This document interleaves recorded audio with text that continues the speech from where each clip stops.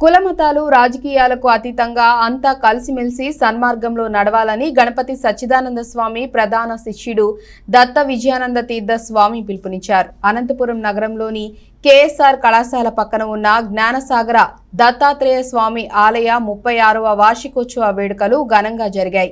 4వ పుష్కరిణి ప్రారంభమైన నేపథ్యంలో బ్రహ్మ కలశాభిషేకం అత్యంత భక్తి శ్రద్ధలతో నిర్వహించారు.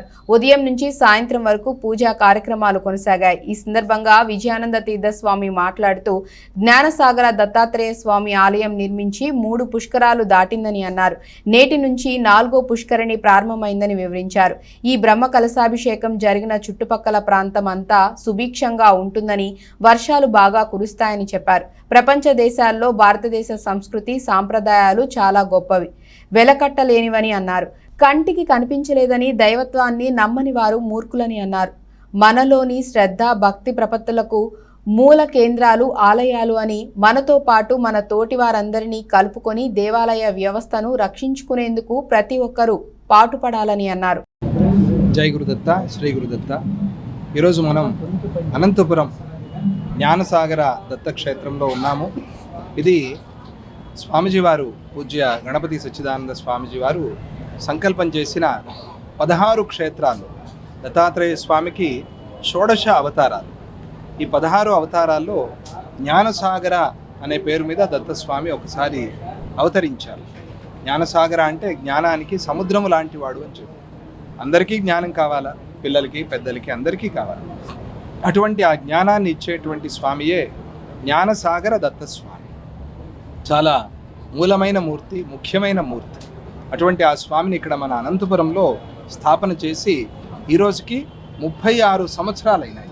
36 సంవత్సరాలు అంటే త్రిపుష్కరము అని. 12 సంవత్సరాలంటే ఒక పుష్కరం, 2 పుష్కరాలు 24, 36 అంటే 3 పుష్కరాలు. త్రిపుష్కర సంవత్సరం వార్షికోత్సవం బ్రహ్మ కలశాభిషేకం ఈరోజు జరుగుతూ ఉన్నది ఇక్కడ స్వామి సన్నిధిలో. ఇక ఈరోజు నుంచి 4వ చతుఃపుష్కరం ప్రారంభం కావస్తోంది.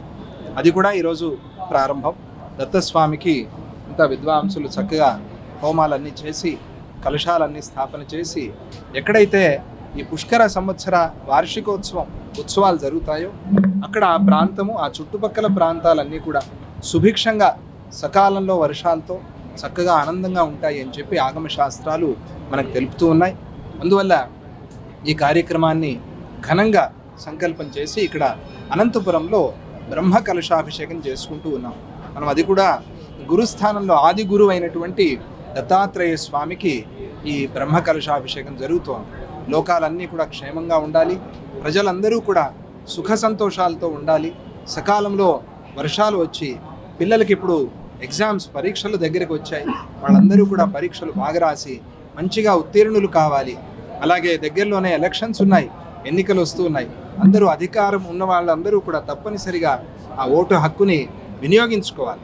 యువతి యువకులందరూ కూడా మంచి మార్గంలో ఉండండి అని ఆ దత్తస్వామిని ప్రార్థన చేస్తూ ఈరోజు వార్షికోత్సవాన్ని మనం చేసుకుంటూ ఉన్నాం. మీకు అందరికీ కూడా శుభం.